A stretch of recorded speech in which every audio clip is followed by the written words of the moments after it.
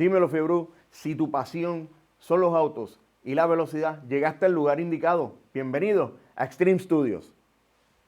Saludos amigos fanáticos, nos encontramos aquí desde la sala de Cristian, ¿verdad? Aquí con nuestros amiguitos, los pejos también están en la casa. Chivi, Chacho, me trae aquí, ¿verdad?, un tema bien interesante que quiero compartir con los muchachos, pero enviar un saludo a todos esos fibros que van a estar viendo esto. Saludos, abrazo a todo el mundo. Básicamente, ¿verdad? Vamos a hablar un poco de una curiosidad que yo tengo bien grande en cuanto al mercado, ¿verdad? El mercado se está moviendo de una manera bien distinta y sabemos que tú eres bien apasionado, ¿verdad? De lo que son los Ferrari. Es de dominio público lo que estuvo pasando en esa última Melcom Auction, ¿verdad? Y yo quiero que analicemos un poco el mercado. Por lo regular nosotros, pues, no es el tema a debatir, a menos que yo te llame, tú me llames, algo privado, pero me gustaría compartirlo porque me da la impresión de que pueda haber un público, ¿verdad? Que sigue este tipo de movimiento de las piezas de Ferrari de colección. Y yo creo que pudiéramos estar llegando a un público, ¿verdad? Que consuma este contenido. ¿Eres Ferrari owner? Sí, Eres fanático, ¿verdad? De esa línea. Y yo creo que contigo es que me tengo que sentar a hablar. pues Michael, gracias. Lo primero que yo quiero saber es a qué se debe este pico, ¿verdad? Creo que es uno sin precedentes por el asunto y por el aspecto de que entre Ferrari owners, entre ellos hay una comunidad que sí entienden el mercado, las piezas coleccionables pasan de dueño entre ellos, pero nunca se había visto de manera pública, ¿verdad?, que unos modelos en específico pudieran tener la oportunidad de que cualquier otro que no sea Ferrari owner puede adquirir. ¿A qué tú crees que se debe que sucedió esto?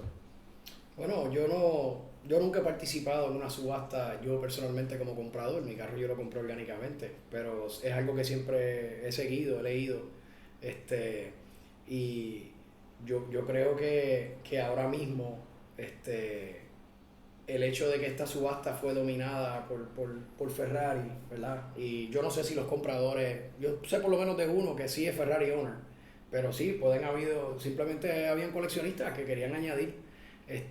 Y mi pensar es que el mensaje que yo vi fue bien claro, y es que esa época de Ferrari diseñados en los 90 que se vendieron en los 2000, es una época que está produciendo una nostalgia y provee una experiencia que quizás, una experiencia al dueño y al chofer, que quizás no proveen los más modernos, por las razones que sean. Pero además de eso, el tema de que la subasta fue dominada por Ferrari, que era algo que nunca había pasado tampoco. No, Por una sola marca en el top 10, eso nunca había pasado. Sí. También dice mucho. Yo creo que los 2000 fue el pico de una era, y eso se reflejó en esta subasta. Mano, como ya te comenté, casi siempre entre los coleccionistas que están detrás de estas marcas, casi todos ellos se conocen, casi todos saben qué se pagó, casi todo el mundo sabe cuáles son los modelos, ¿verdad? ¿Quién tiene qué, ¿verdad? Sí, sí. ¿Cómo afecta de positivo o negativo que esto haya sucedido de manera abierta y no cerrada, ¿verdad? Limitándose a que o tú crees que de alguna manera esta persona que puso todos estos vehículos en venta, lo que quería era provocar algo en la comunidad como para enviar un mensaje, ¿verdad? De ver cuál era el mercado disponible, porque si no sale de manera pública, nosotros realmente no sabemos en qué costos están los modelos. Y lo hicieron, pudiera ser adrede, ¿verdad? O cómo tú lo ves como... No, mira, yo creo que Bachmann, que fue la colección que puso estos carros en venta, yo honestamente creo que esto fue una decisión de negocio para ellos. Yo no creo que esto fue un disruption del mercado. Yo creo que fue una decisión de negocio. Ellos tienen un inventario ridículamente valioso. Y mucha gente maneja su inventario de colección como inversión, que no es algo que típicamente se hace en los autos, porque la mayoría de los autos deprecian. Pero jugando las cartas bien, ¿verdad? Se ha demostrado que, particularmente con Ferrari y algunos otros modelos, que sí aprecian con el tiempo significativamente, de tal forma que son buenas inversiones. Y yo creo que el hecho de que todo lo que se vendió fue mayoritariamente de una generación de unos 15 o 20 años, fue literalmente la decisión de negocios de, mira, nosotros aguantamos estos bienes por tanto tiempo y los soltamos ahora que sabemos que es el momento. Pero la razón de por qué saben que es el momento es lo que yo entiendo que es cambiante, y es que esa era no va a volver. Y los Ferrari modernos son carros espectaculares y son máquinas, ¿sabes? Son misiles. Mi carro es 2005 y mi carro no se asimila a un Ferrari 2023, ¿sabes? Yo me monté en uno y es un misil, es una catapulta, pero mi carro tiene otra receta y esa receta ya no existe y ya no va a volver. ¿Tú crees entonces que hasta cierto punto el aspecto nostálgico de lo que es esas ediciones 80, 90, cerca de los 2000, 2005, tú entiendes entonces que es como una, se convierte ahora, pasa a ser como algo histórico elite, ¿sabes? Ya Sí, es algo, yo creo, es algo que es como que, ok, se divide la historia un antes y un después. sí, yo creo que la trayectoria que ha tomado la industria automotriz, y no solamente la industria automotriz, ¿sabes? Las compañías como Ferrari, sino los reguladores en los países que están obligando que en promedio una fábrica de autos, una marca, te produzca menos emisiones, y los están midiendo en su carbon footprint, ¿verdad? Y les están presionando, es lo que los Pero están hostigando, los están obligando a innovar, bueno, a punto de que Fórmula 1 tiene motores eléctricos hace un montón de años, y pues si lo miras desde esa perspectiva, Ferrari está haciendo exactamente lo que siempre ha hecho, que es ponerlo de Fórmula 1 en la calle, porque eso es lo que Ferrari siempre ha hecho, literal. Si lo miras desde esa perspectiva, Ferrari no ha perdido su esencia desde esa perspectiva, porque un 296 GTB tiene un V6 turbo con asistencia eléctrica, y el carro Fórmula que está compitiendo hoy en Fórmula 1 de Ferrari es un V6 turbo con asistencia eléctrica, ¿sabes? Todos aceptamos eso.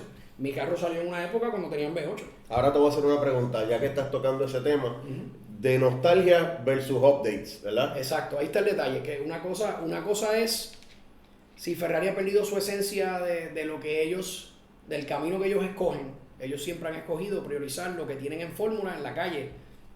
Perfecto. Pero eso no quita que la receta cambió. O sea, esto era un bizcocho y el bizcocho ahora es diferente. Es diferente por la razón que sea. Pero a mí me gustaba el bizcocho de los 2000. Ese era el bizcocho que me gustaba. Entonces, eso es precisamente lo que ha hecho que se catapulte ridículamente esos modelos de antaño, que eran los modelos que regían la industria automotriz, del gusto que predominaba, para tú convertirte en un, porque por lo menos te puedo ser bien honesto, el que es purista Ferrari es purista y muere Ferrari. ¿Sabes? Él puede tener 2 vehículos, pero su tercer vehículo es que voy a vender uno de ellos para meterme en otro. Y siguen cambiando de modelos por el asunto de mantener la esencia y la experiencia. Sí, pero hay, en mi opinión, hay 3 tipos de dueños de Ferrari. Hay 3 tipos bastante bien definidos. Está el ferrarista de la marca, que vive, ¿verdad?, enamorado de la historia, de lo que representa el caballito, el escudo, de la trayectoria de Enzo Ferrari, que vive enamorado y que no importa lo que haga la marca, va a estar montado en lo que haga la marca. Eso es un tipo de ferrarista. Entonces está el ferrarista, ¿verdad?, que colecciona. Y el ferrarista que colecciona no guía los carros casi. No los guía. Y colecciona por un sinnúmero de criterios que no podemos resumir aquí porque todo el mundo es distinto. A lo mejor colecciona, a lo mejor el hombre no tenía recursos cuando era jovencito y soñaba con esos carros y los tenía todos en Hot Wheels y ahora logró cosas grandes en la vida y replicó su cajita de Hot Wheels en su colección y tiene todos los carritos que él tenía de niño y esa es la razón. Y por ende van a ser esos carros de esa época porque escogió esa época, ¿verdad? Y entonces está el tercer tipo de dueño que es donde yo me identifico. Porque el primer dueño que menciona es un ferrarista purista, pero es purista la marca. Y entonces está el ferrarista purista a la receta original de Ferrari. Eso es lo que yo soy. Mi compadre también es eso. Que somos personas que no es nostalgia, no es antaño, no es colección. Usamos los carros, los guiamos, si tenemos que modificarlos, los modificamos porque son autos. Está más amarrado a la experiencia. Pero la receta original de Ferrari era algo que no era para todo el mundo. No le agradaba a todo el mundo. No le agradaba. O sea, era una receta que tú te montabas y guiabas el carro y en 5 minutos tú sabías si eso era para ti o no era para ti. Y te sorprendería la cantidad de personas que se montaban y decían, wow, esto no es para mí. Literal. ¿Por qué? Porque el carro te mete una pega.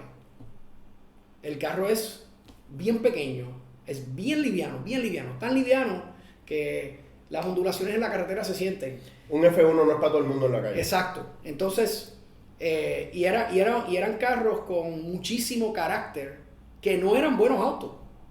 No eran buenos autos, porque si tú defines un buen auto tiene que ser reliable, no te puede dar problemas, no te puede dejar a pie, no te puede costar la vida y media poderlo arreglar, ¿verdad? No te debe costar más de lo que costó en reparaciones. Ferrari, por esa definición, en esa época, no necesariamente eran buenos autos, pero eran autos con una receta bien específica que evolucionaba pero se repetía. Y eran autos que tú estabas comprando tres elementos. Estás comprando el diseño, literal, el diseño, que todo el diseño aerodinámico, ese look, estabas comprando un motor y estabas comprando una experiencia de handling. Esos eran los tres elementos que había. Todo lo demás no servía. Que es lo que ofrece F1. ¿Sí? Literalmente. Todo lo demás del carro era como, mi compadre y yo hacemos chistes de que assembly required. O sea, tú compras un carro y tienes que terminar de ensamblarlo tú. Porque, o sea, es un carro que originalmente viene con detalles. No es que tiene imperfecciones, es que viene con sus detalles, con su, ¿sabes? No podemos perder de perspectiva que la teoría es un carro de correr. Exacto. O sea, la teoría de ellos es un carro. Tú levantas el bonete de mi carro, el baúl, y todas las líneas que mueven fluidos son braided, de fábrica. Y algo va a liquear. Y los tanques son 2 fuel cells de aluminio soldados a ti, como a Heliarc, como si fuese un fuel cell de un carro en la pista. Y eran hechos a mano. Tú miras el chasis por debajo y mi carro completo es de aluminio. El chasis completo es aluminio. Él no tiene o sea, los bumpers son en composite, pero el body completo, las puertas, el techo, todo es aluminio. Pero es aluminio hecho a mano. Y tú miras por dentro y las soldaduras no son iguales en los dos lados. Te hago una pregunta en cuanto a la producción de vehículos. Viendo que la industria de Ferrari ya se está moviendo a lo que es EV, a lo que es más tecnológico en cuanto a, ¿verdad? A piezas eléctricas. El después hizo que el antes se viera mucho más atrectivo por el asunto. Definitivamente para un grupo de esos 3 ferraristas que yo mencioné. Pero es para tratar de justificar el punto en que la industria está. ¿Tú entiendes entonces que se pudieran ver que los errores errores para los puristas, que no quieren un motor eléctrico? No, para el purista tercero que mencioné, que es el que yo me identifico, son errores. Pero quiero dejar bien claro aquí que un Ferrari 2023 es muchísimo mejor auto que un Ferrari 2000 y pico. Claro, y la vida que teníamos en los 70 no se puede comparar con la que tenemos hoy día. No, y funcionalmente son mejores autos. Son mejores autos en todo. O sea, tienen un botón que te lo pone cómodo, tienen en verdad el carro es mejor. O sea, Ok, es mejor auto. y entonces Pero- ¿por qué no emigraron a lo mejor y se quedaron en lo peor? Pero es que no emigraron a lo mejor bajo ese criterio de evolución constante en la dirección de la marca. Para los ferraristas primeros que mencioné, que son los que son fieles a la marca, Sí, pero eso... esto es mucho mejor auto Por que eso, lo que ellos pero tenían. lo que tú me estás diciendo no va de la mano con lo que me está diciendo ¿verdad? Lo que me está diciendo el top 10 de Melcom en ese momento. Claro. Que vemos vehículos de los 80 que todavía siguen siendo más caros que uno moderno. Sí, exacto. Pero Entonces, pero cuando el top tú 10 ves- tienes que pensar en quién es tu demográfico que compró en el top 10 de Mecum. O sea, esos fueron los coleccionistas. Esos fueron los que O sea, son, que tú los que crees son que como hay- yo, que tienen el Quiere cascado. decir para- que hay, detrás de todo esto entonces había un plan que si yo soy coleccionista y a mí me faltaba un carro y yo sabía que iba a estar allí, yo iba a pelear ese carro con Exacto. cualquiera. No, y que quede O sea, claro. quiere decir que esto es un evento aislado, no significa que de ahora en adelante todos esos modelos incrementaron No, en los precios que nosotros vimos. Yo creo que sí, porque la mayoría de los modelos que se vendieron, digo, si hay algo como un Ferrari que no sea especial, la mayoría de los modelos que se vendieron eran modelos especiales. Y los modelos especiales de Ferrari aprecian. Eso ha sido históricamente lo que ocurre, a menos que haya una recesión Ok, económica. Pero voy a llegar, aprecian. Ahora, lo que a mí me sorprendió no fueron los modelos ultra especiales. Eso es lo que yo espero. A mí lo que me sorprendió fueron los modelos Standard Production que se vendieron en esa subasta por 7 figuras. Y ahí es donde yo tengo el problema de comprarte el asunto de qué purista fue el que adquirió. ¿Por qué? Porque cuando yo miro la lista, a mí me sobrecoge bastante ver un 288 GTO del 85 y que haya metido 8.525.000. Sí, pero hay que entender que el 288 fue el primer hypercar de Ferrari que inició la serie de los aniversarios. El 288, la gente no sabe, pero es el F30. Fue el 30 aniversario. Diseñaron el 30 aniversario. El F40 fue el 40 aniversario. El F50 fue el 50 aniversario. El Enzo fue el F60. Y el la Ferrari fue el F70. Y después se dividieron eso y ya no volvieron como que a seguirlo así. Tienen el Daytona SP2, pero eso es bien limitado, no es una producción. Entonces, como coleccionista, si yo tengo, a esos que yo mencioné le llaman los grandes 5, los Big 5. Si yo tengo 4, y están los 88, yo voy a pagar lo que sea, porque no es cuestión de... O sea, pero entonces quiere decir... Ese es aislado, ¿me entiendes? Por eso, pero entonces, ¿qué yo esperaría entonces, después de que ese hombre hizo una inflación para pagar su colección? Yo, como ahora mismo un 288 GTO Owner, papi, yo tengo un vehículo que vale, el que lo quiera, vale 8 millones de pesos. Sí. Entonces, ¿hasta qué punto estamos? ¿Hasta qué punto el deseo de una sola persona afecta el Me mercado? afecta mucho, pero hay un detalle. Entonces, aquí. estamos overrated. Hablemos del carro que más caro se vendió en la subasta. Hablemos de eso, no, de que pero- nos gusta. ya, No, para pero- explicar el punto. Hay carros y hay carros. Bueno, se vendió un 250 GTO, Sí. el único blanco. Los 250 GTO, los números no machean, a veces alguna gente dice que un número es otro, pero son 33 carros. Eso fue lo que se produjo. Y fue un carro de homologación solamente para correr en Le Mans. La mayoría de ellos fueron consumidos en racing. Sí, eso chotados, desaparecieron. chotados. Muchos de ellos se pusieron en la carretera luego. Se les sacó tablilla y se convirtieron en los carros. Y los poquitos que hay son esos. Sí. Y sí, para mí ese siempre ha sido la barra de hecho, múltiples veces, un 250 GTO ha sido el auto más caro del mundo, que es el auto que más caro se ha vendido, varias veces en el pasado. Y si tú miras ese como la vara de precio, un 250 GTO con ese pedigrí en blanco, que es un color raro, se vendió en 38 millones. Suena ridículo con un carro del 60 y pico, pero en realidad, Lo es. dentro de la gráfica de precios históricos de 250 GTO, eso está por debajo. Ese carro es bajo de precio. Yo he visto 250 GTO con menos pedigrí de racing y en colores más comunes venderse bastante por encima de 38 millones. Ahí es donde yo entro. Entonces, esto no es simplemente que los carros subieron de precio, los carros especiales subieron de precio, o que o que los Ferrari en general subieron de precio. Esto es una época de Ferrari que está apreciando, porque fueron carros todos de los 90 al final, a menos del 2010. No es lo mismo. Chibi, te voy a comprar el carro. Papi, yo en verdad... Vale 70 millones si lo quiere, vale, yo lo busco, yo lo quiero, no hay problema. Pero eso es de tú a tú, car owner to car owner. No, típicamente hay un broker como Sotheby's. ¿Me entiendes? Pero sin un broker. Sí. Entonces, ahora te pregunto yo, de car owner a car owner, ¿realmente valía los 70 o los 38 por lo que se fue en subasta? Bueno, la subasta no miente, pero la subasta tampoco contiene todas las personas que quisieran ese carro y pueden tenerlo. La subasta contiene los que pudieron llegar y los que se pudieron poner ahí. Y el que compró uno de 70 ya no necesita otro.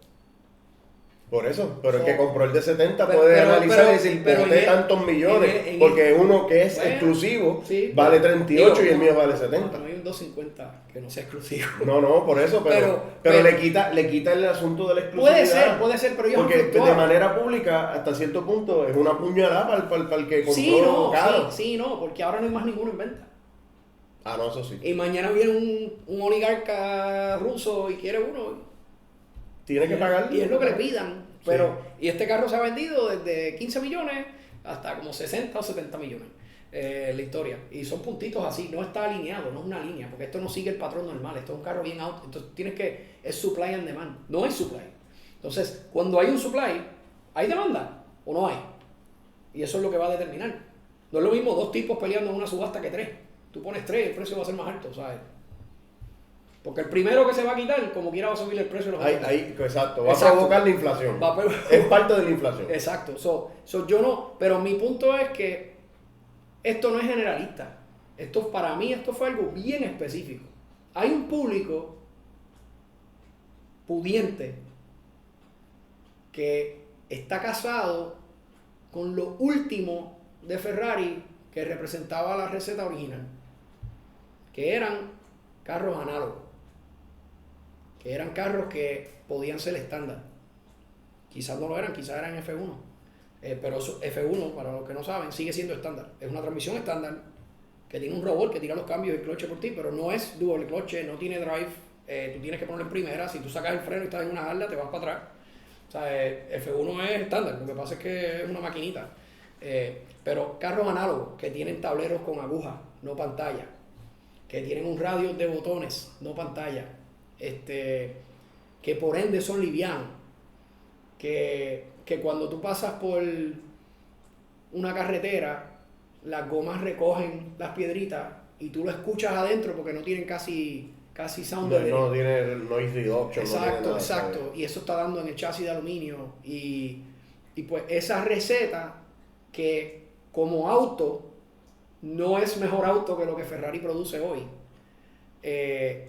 No importa, es una receta. Satisface. Es una receta que te da una experiencia, voy a usar esta palabra que es cringy, exótica.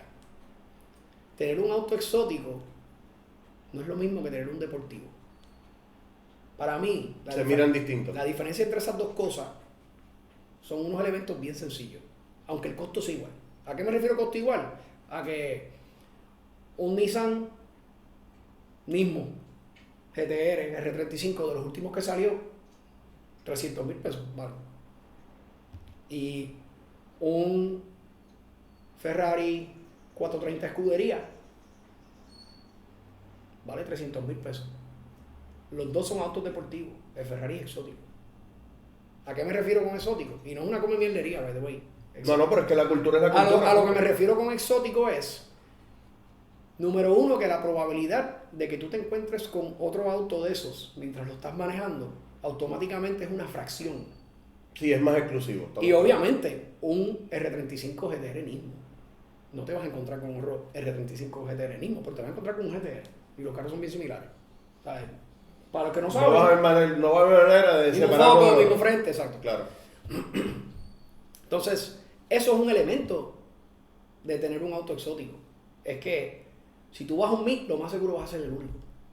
¿Sabes? Eso es difícil de medir, pero a eso es a lo que me refiero. Es la rareza de que te encuentres con un counterpart. Otro elemento es que la experiencia desde que tú abres la puerta y te montas en el carro y lo enciendes, el procedimiento que tú tienes que seguir para encenderlo.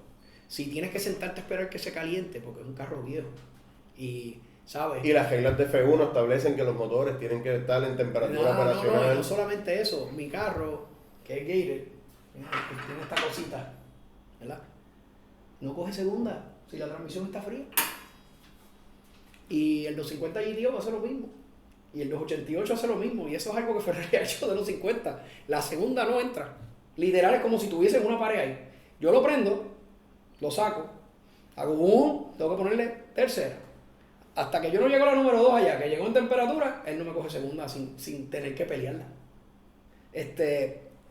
A eso me refiero. Pues esos son dolores de cabeza. Eso lo hace...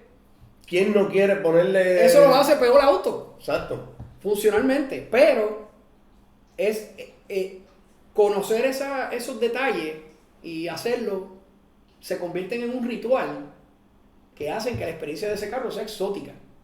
El hecho de que no puedes ni respirar porque la silla te llega hasta acá al frente, entonces estás sandwichado así y parece que, ¿sabes?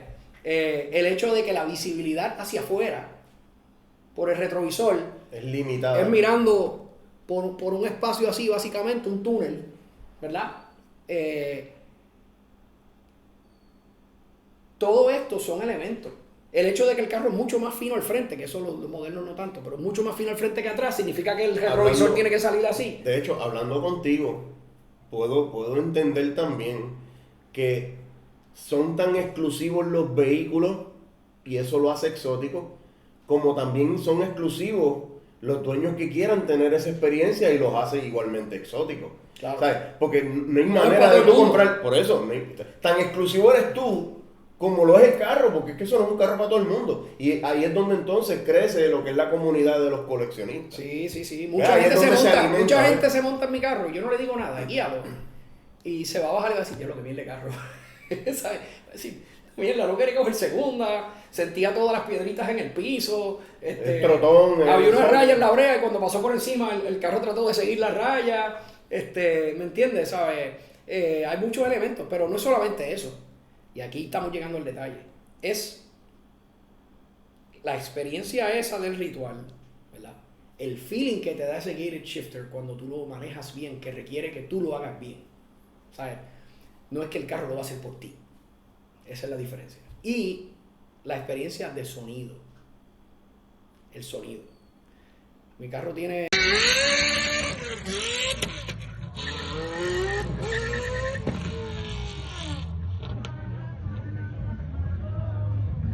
Yo llevo el dyno, tiene 430 caballos a la goma, que son como 500 días el motor aspirado.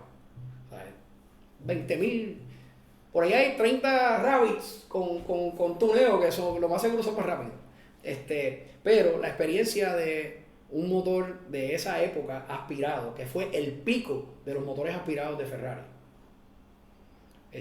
By the way, mi carro es un 430, no lo había dicho, pero ajá. Fue el pico de los motores aspirados de Ferrari. Después de eso, llegó el Italia, que tiene el mismo motor que el mío, pero ya era transmisión doble cloche, ya cambió, ya no venía estándar. Y después de eso, pues le pusieron un turbo. Pues los turbos son unos misiles, pero no se oyen.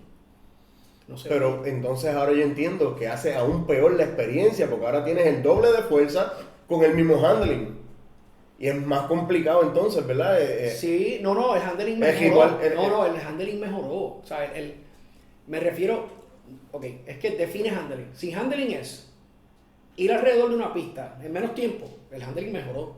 Pero yo no estoy hablando de ese handling. Pero del que lo usa diario. Exacto, yo no estoy hablando del handling a 10 de 10. Yo estoy hablando del handling a 7 de 10. Que es cuando tú estás por una carretera solo y no estás matándote. Estás llevándolo a 7 décimas.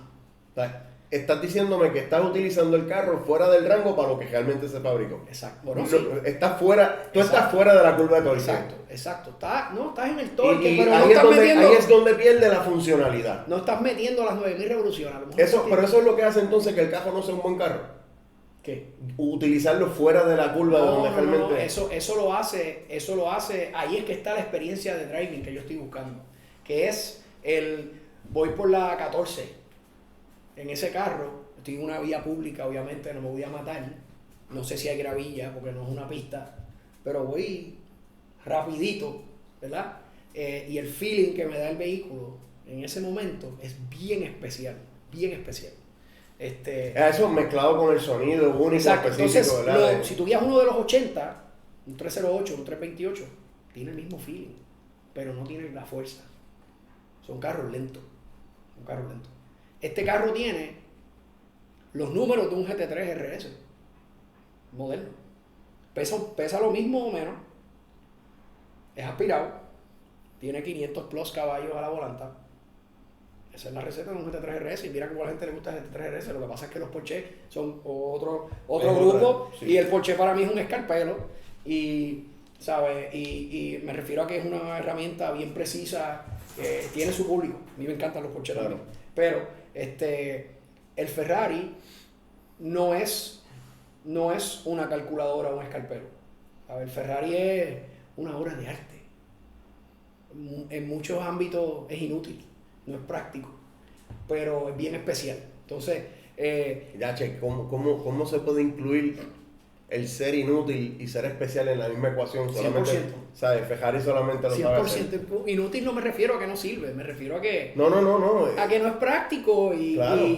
Pero verlo, aún así, verlo como una experiencia. Dentro de lo inútil que pueda ser, que sí, sea la experiencia ser inútil. Es bien bueno en ciertas cosas, y si esa es tu receta, pues tú recibes una satisfacción que no puedes recibir en nada más. Entonces, Ferrari creció como empresa, y yo soy empresario, yo entiendo, hay que llevar la empresa a donde vaya a llegar. Tenemos accionistas, somos una compañía pública en la bolsa de valores. Perfecto. Ferrari tiene que vender más caros. Sí, te entiendo. Pues ellos tienen que atemperar. Tenían que evolucionar y tenían que añadir, tenían que tratar de robar un poco de la clientela de Porsche, tenían que tratar de robar un poco de la clientela de otros autos que son personas que esperan que el auto funcione mejor y que tenga ciertos amenities. No les quita que sean ferraristas, son ferraristas. Pero Ferrari esta semana anunció una guagua eléctrica y anunció que el interior lo diseñaron en colaboración con un diseñador de Apple. ¿Y qué tiene que ver una cosa con la otra? En ergonomía, yo entiendo. De hecho, yo soy Android, ¿verdad? Yo soy bien fanático de Steve Jobs. Steve Jobs lleva muchos años muerto, pero yo admiro muchísimo la manufactura y la ergonomía de un iPhone. O sea, no doubt about it. Yo soy Android porque yo tengo una filosofía de vida de open source, de que si yo compro un dispositivo, yo tengo que poder hacer con él lo que me dé la gana. Y tiene que integrarse con todo lo que yo hago en mi vida. Y como yo uso PC y uso Google Calendar y whatever, para mí es más útil esto como herramienta. Y no me gusta que Apple a veces esté atrinchero, te obliga a utilizar cosas de Apple nada más. Está bien, pero fuera de eso, admiración con la economía de un teléfono. Pero, ¿cuándo, carajo, Ferrari necesitó consultar con una compañía de tecnología para diseñar sus interiores? Ferrari siempre ha diseñado los interiores más envidiables en apariencia, no en funcionalidad. Volvemos. En apariencia, la calidad de los materiales cuando son nuevos.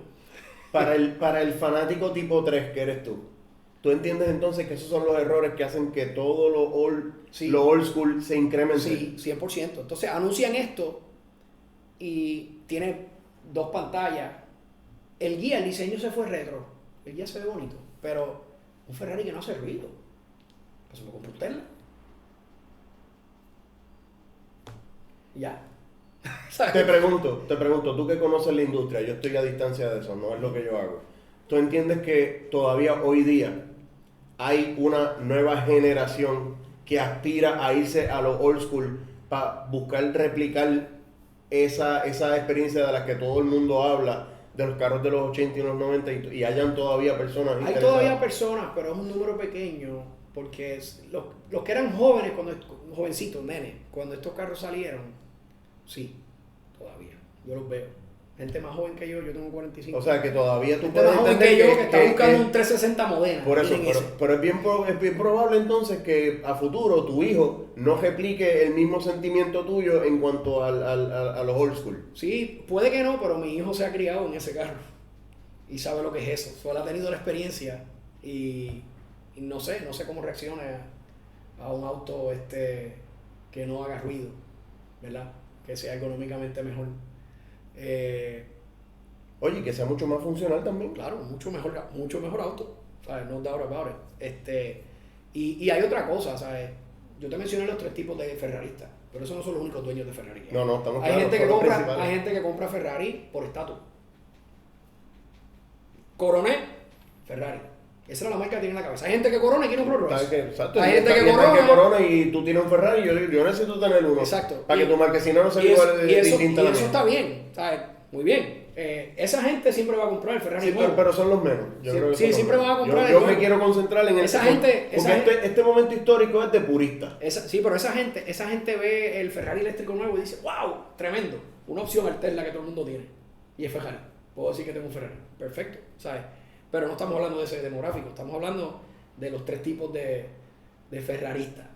Que son personas que no necesariamente tienen que seguir Fórmula 1. No es eso. O sea, estoy hablando de...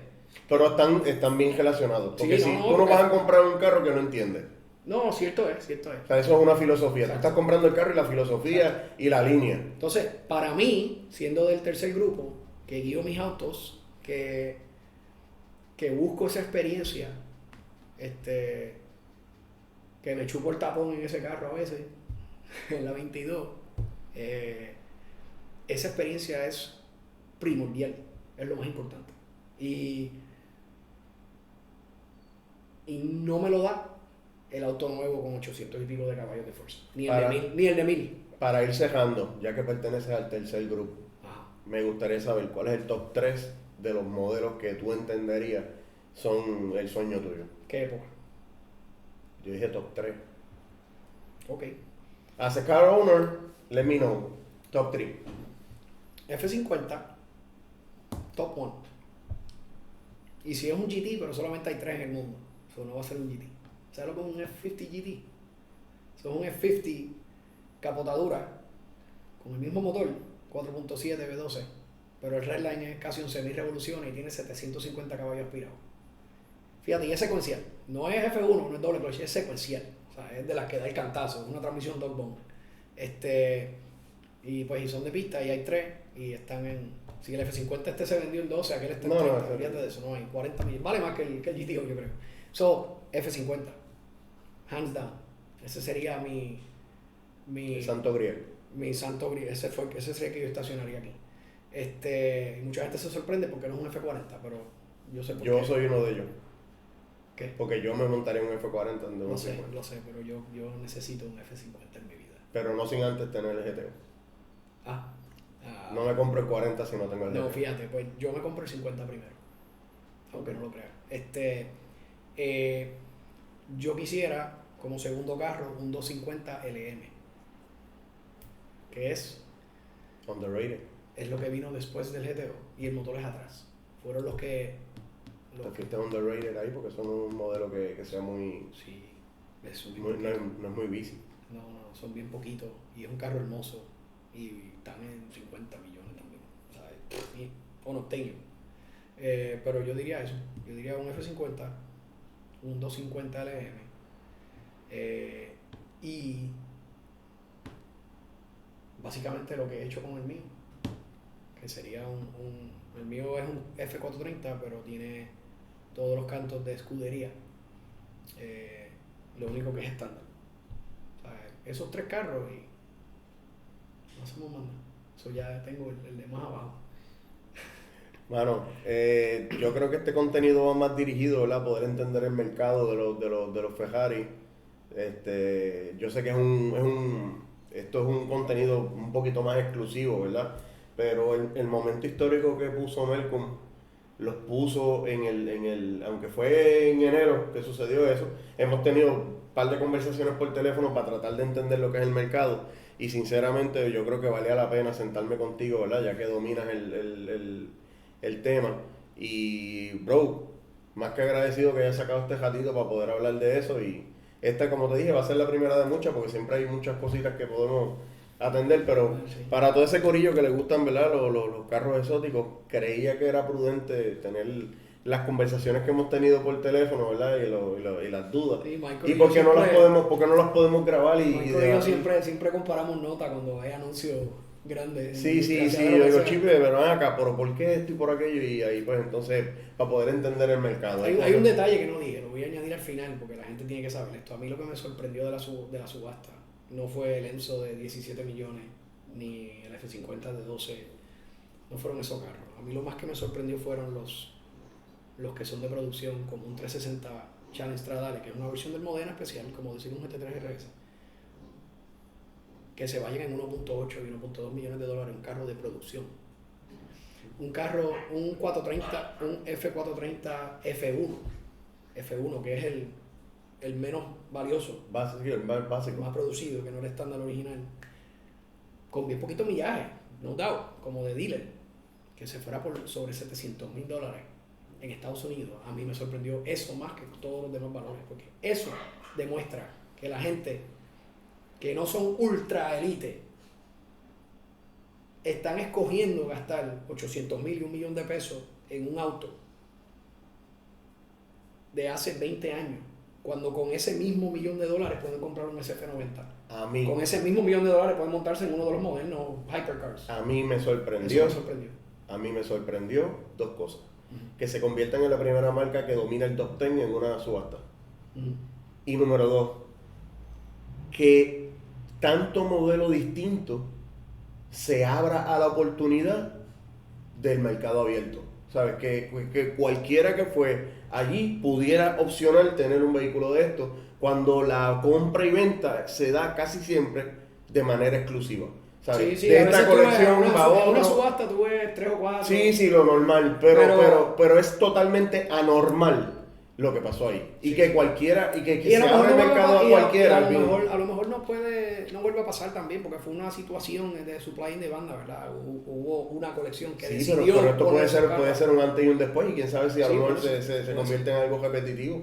Porque si el stock market está en 7 cifras, y tú lo sabes, y tú quieres recoger unos chavitos, pues este es el momento. Si compraste en 6 cifras, este es el momento para generar dinero. Fue algo azul.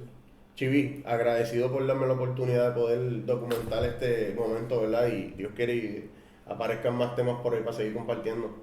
Así que a todo ese corillo es bien importante, ¿verdad? Que si no te has suscrito a nuestro canal, simple y sencillamente estás perdiendo el contacto con el mejor contenido de dragueo y autos exóticos ahora que hay en Puerto Rico. Y se te pueden olvidar muchas cosas, pero no se te puede olvidar que Dios está ahí para ti, corillo. Cheque, yo los veo en la próxima.